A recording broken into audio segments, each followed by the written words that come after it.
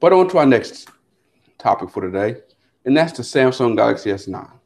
Got that all set up and ready to look at. Thanks to Evan Blass, he put out another picture. We got a chance to take a look at the Samsung Galaxy S9 as far as early pictures.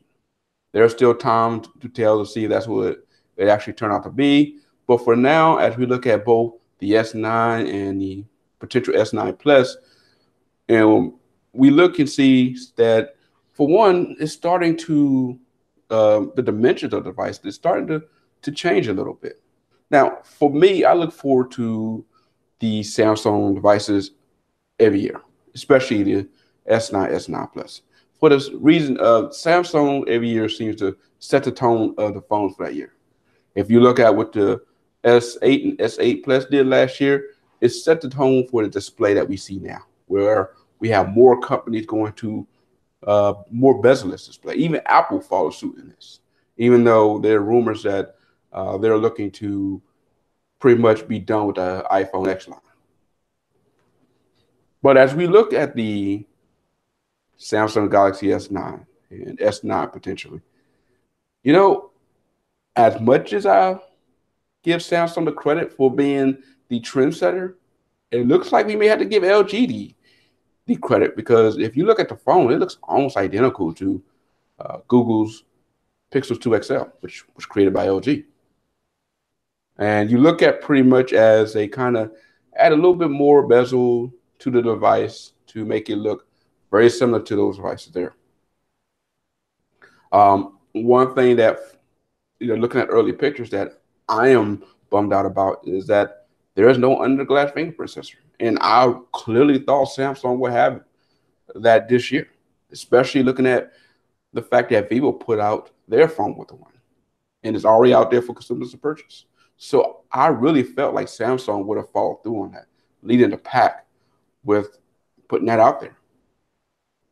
I mean, because there were talks about that last year. It was supposed to have been, if not in the S8, in the Note 8. And here we are coming into the S9 and still no under-glass fingerprint sensor. So for me, for Samsung to put out another Galaxy phone and not have an under-glass fingerprint sensor, I feel like that would be a step back as far as where they should be going as far as innovation. But then again, there could be more to why they didn't do it. It could be the chipset that they're using that's causing it, or the simple fact that they cannot guarantee the same type of security from the under-glass fingerprint sensor versus the one on the back.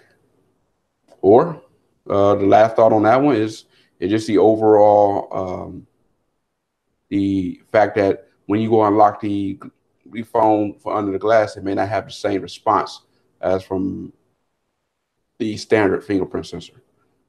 Time will tell why they didn't go there. And again, this is still early pictures.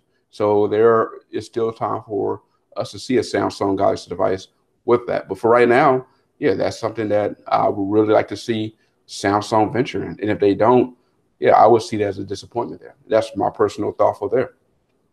Yeah, as far as the fact that they have more bezels there, I actually see that as a good thing. Looking at one of the issues with last year's Samsung S8 and S8 Plus, the fact that they did go with the curved glass near the edge right there, it made it more susceptible to damage.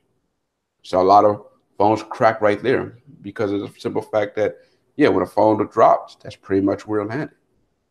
As well as manufacturers having a harder time creating a glass screen protector that was able to protect it. So the fact that they went a little bit more bezel, similar to the Pixel 2 XL, is not a bad thing.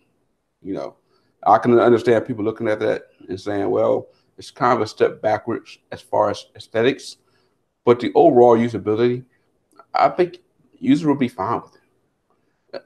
Especially since most of the time when you're watching YouTube and other videos, the aspect ratio is not going to be there anyway, So in fact, when I watch videos on my Pixel 2 XL, I notice sometimes, or a lot of times, that the videos kind of shrink a little bit to be more close to the proper aspect ratio. So, I'm not even making full use of my screen there, and I'm okay with that. So, yeah, I mean, I'm okay with the fact that Samsung is going similar to with the Pixel 2 XL.